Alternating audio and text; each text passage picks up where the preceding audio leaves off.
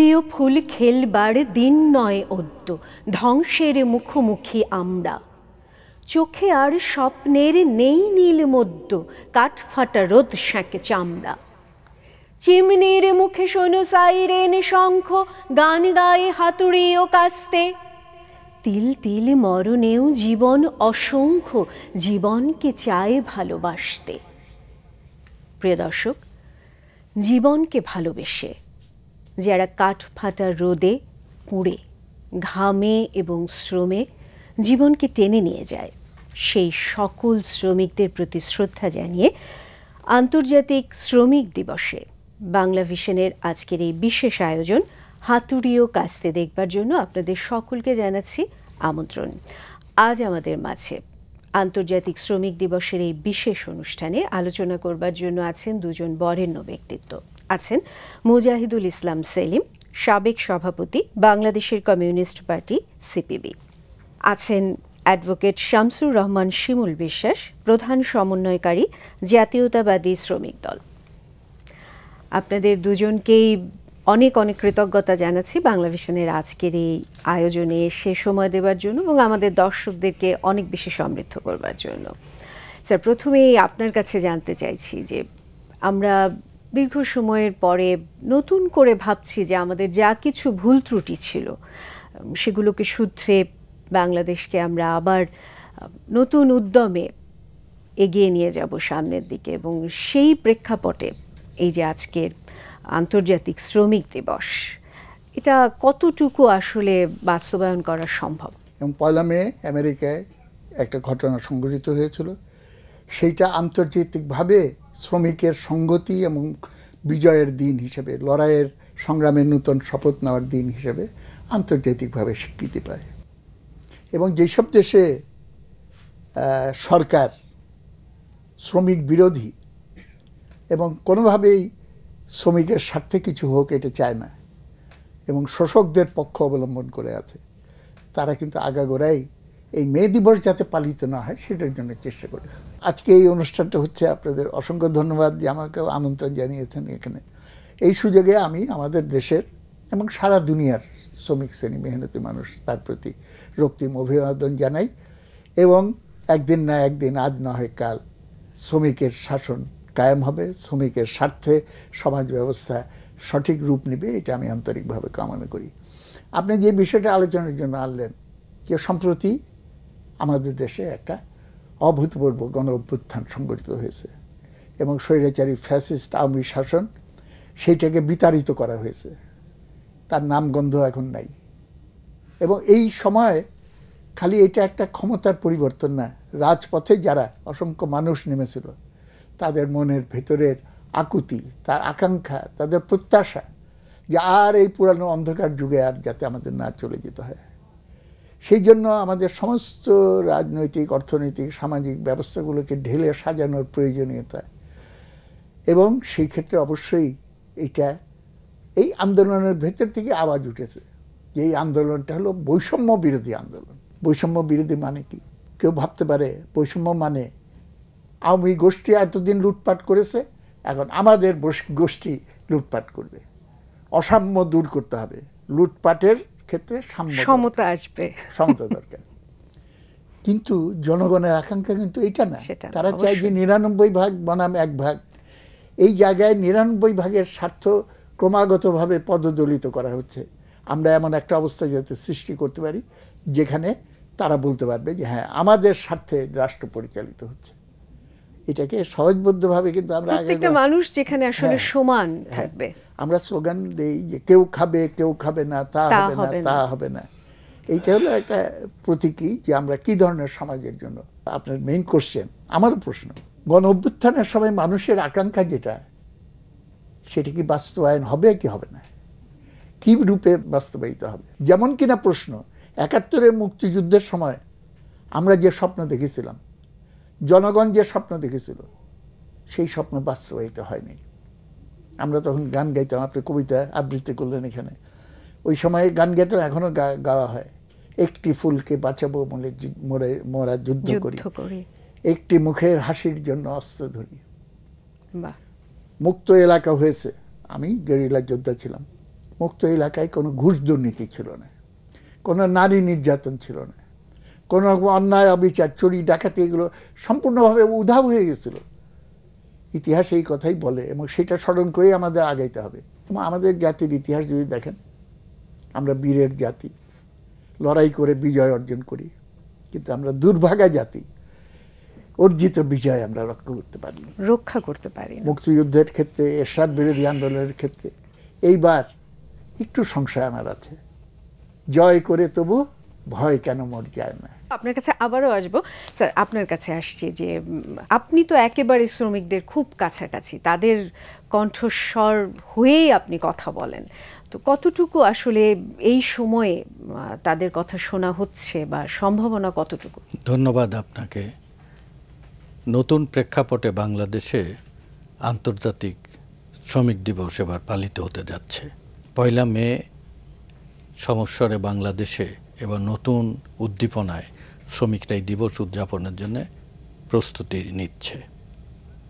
আমার প্রত্যাশা অতীতের যে কোনো সময়ের চাইতে সুশৃঙ্খল, বর্ণাঢ্য, উৎসবমুখর মে দিবস উদযাপন করবে বাংলাদেশের শ্রমিকেরা। সম্প্রতি ফ্যাসিবাদ বিরোধী গণতন্ত্রের লড়াইয়ে যে মানুষগুলো জীবন দিয়েছে তার প্রায় 70% শ্রমজীবী মানুষ। এটা স্ট্যাটিস্টিক্স, আপনাদের প্রচার গণমাধ্যম একই কথা বলেছে। এবং আমি যে শ্রমিকদের নিয়ে কাজ করি, যে সংগঠনের প্রতিনিধিত্ব করি, সেই সংগঠনের শতাধিক নেতা কর্মী রাজপথে তারা জীবন দিয়েছে। এই সদ্য আমাদের রক্তের দাগ এখনো শুকায়নি। এমন একটা সময় আমাদের সামনে মে দিবস আসছে, আমরা যে দাবিগুলো নিয়ে, শ্রমিকেরা যে দাবিগুলো নিয়ে কথা বলে, আন্তর্জাতিক পর্যায় থেকে বাংলাদেশের পর্যায়ে, জাতিসংঘ গঠনের আগেও প্রথম আন্তর্জাতিক সংস্থা গড়ে ওঠে ILO, ইন্টারন্যাশনাল লেবার অর্গানাইজেশন, এবং পরবর্তীতে জাতিসংঘ গড়ে ওঠে। সারা দুনিয়ায় শ্রমিক শ্রেণীর শুধু সম্পদ এবং সেবাই দেয় না, শ্রমিক শ্রেণীর সভ্যতার বিনির্মাণকারী। যা কিছু সমাজের সৃষ্টি, তার পিছনে প্রত্যক্ষ পরোক্ষভাবে তারই অবদান রয়েছেন। এবং সেই রাষ্ট্রগুলোই উন্নত হয়েছে, উন্নতি লাভ করেছে যে রাষ্ট্র এই শ্রমিকের মর্যাদা দিয়েছে। আমাদের রাষ্ট্র সরকার ILO কনভেনশন অনুস্বাক্ষরকারী দেশ। অনুস্বাক্ষরকারী দেশ হওয়ার পরও ILO কনভেনশন অনুযায়ী শ্রমিকদের জন্য যে ন্যূনতম যে অধিকার সুরক্ষা করার কথা, তা আজও কিন্তু বাস্তবায়ন হয়নি।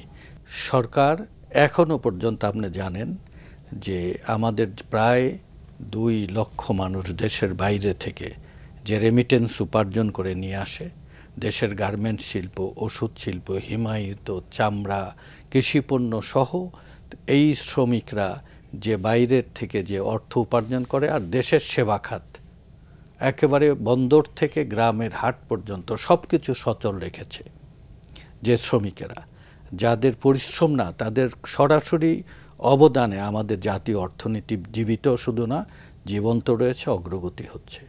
তার প্রতি কোনো করুণা নয়, তার কর্তব্যটা এখানে উপেক্ষিত হচ্ছে।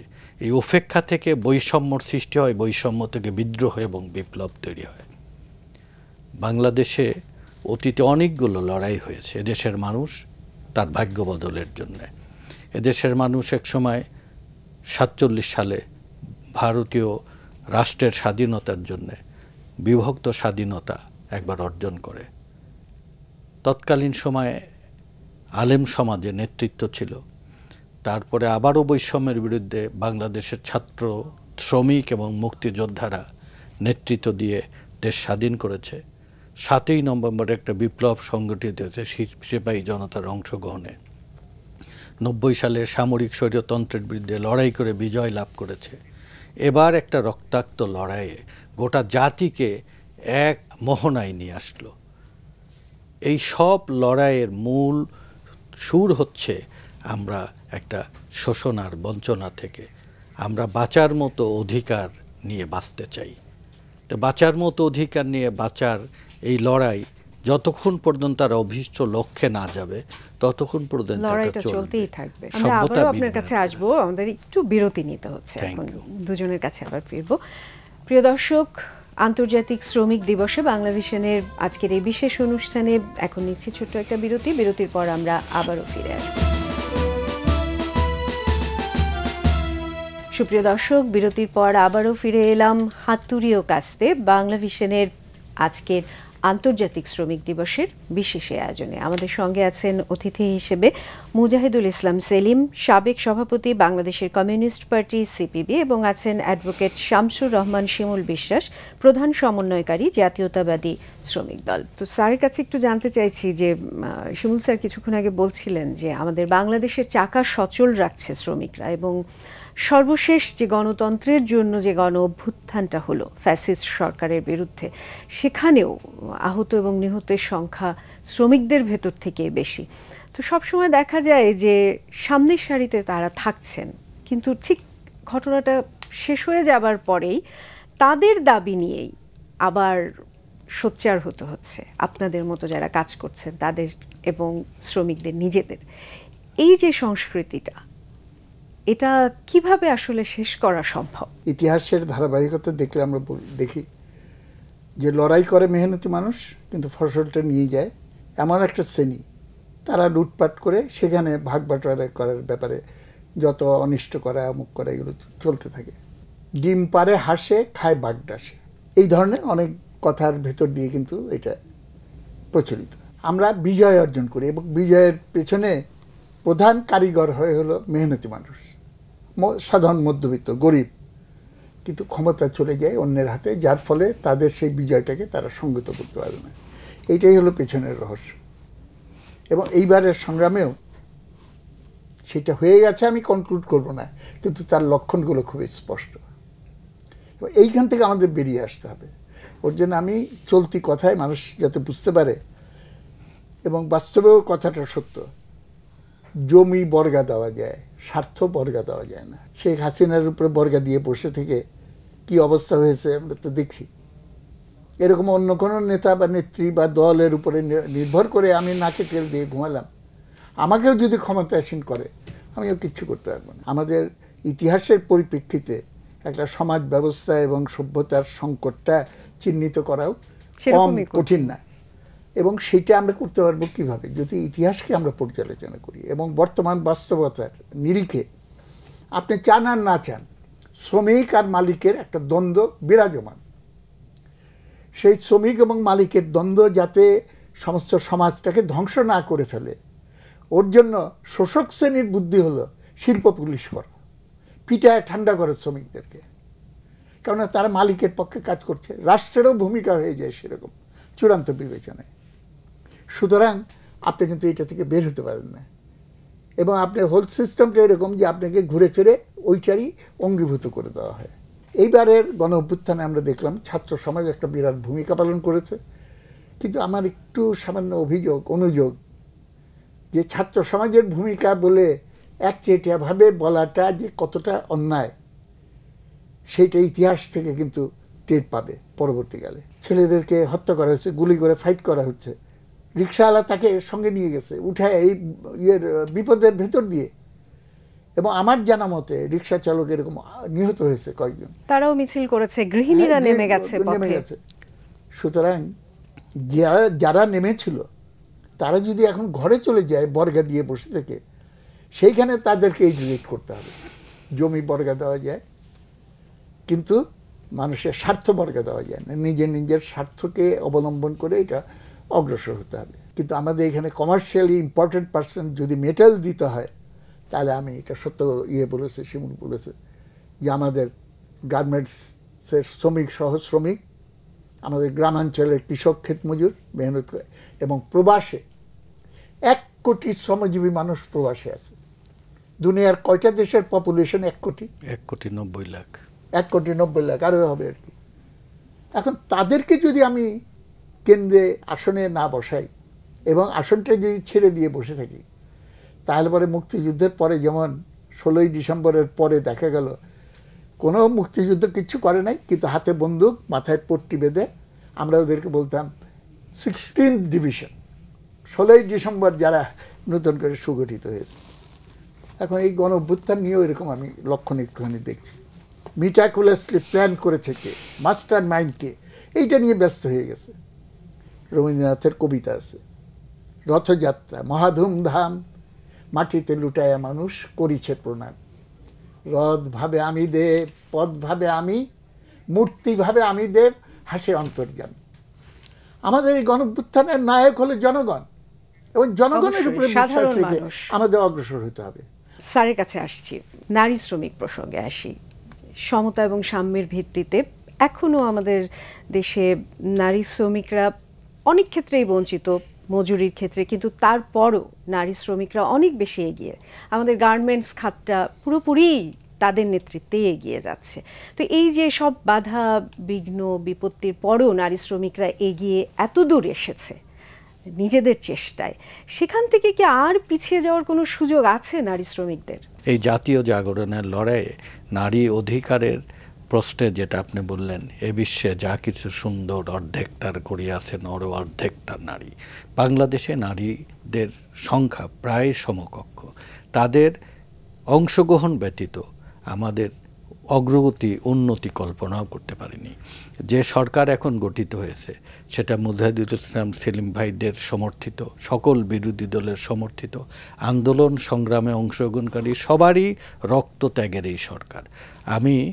এই সরকার লুটেরাদের সরকার না, ফ্যাসিস্টদেরও সরকার না, এই সরকার অত্যাচারীদেরও সরকার না। জাতীয় স্বার্থ তার সুরক্ষা করার দায়িত্ব। মহান মে দিবস, এই প্রেক্ষাপটে আন্তর্জাতিক এই মহাজাগরণের এই দিনের প্রতি শ্রদ্ধা জানিয়ে বাংলাদেশ ILO কনভেনশনে অনুস্বাক্ষরকারী দেশ।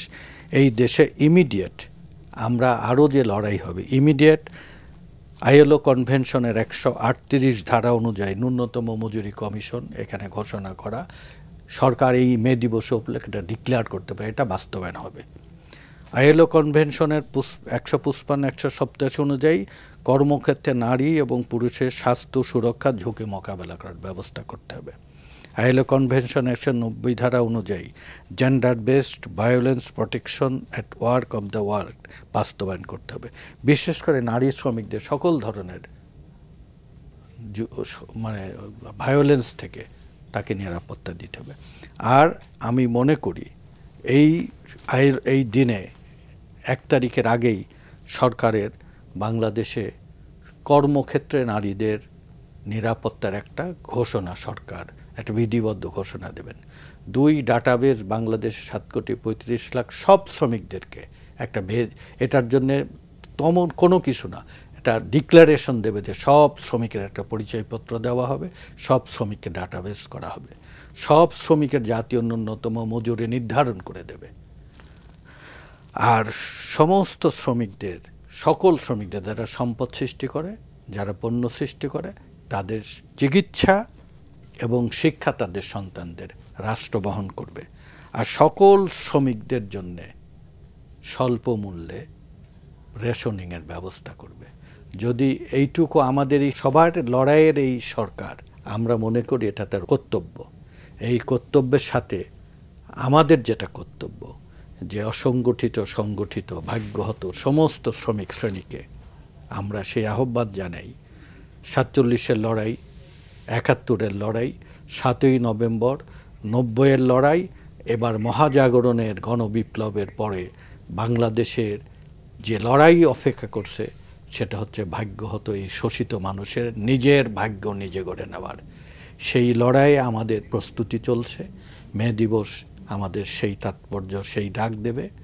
এই মে দিবসকে কেন্দ্র করে বাংলাদেশকে নতুন করে জাগরণের দিকে, আমাদের কাঙ্ক্ষিত যে বাংলাদেশ, শোষণ বঞ্চনামুক্ত দেশ, এ দেশে বসবাসকারী প্রতিটি নাগরিকের যে মৌলিক অধিকার, অন্ন, বস্ত্র, শিক্ষা, চিকিৎসা, বাসস্থান, সম্পদ এবং জীবনের নিরাপত্তা এবং শ্রমের মজুরি, এমন একটি বাংলাদেশ আমরা দেখতে চাই যে বাংলাদেশের জন্য আমাদের অগ্রজরা লড়াই করেছে, আমরা লড়াই করছি।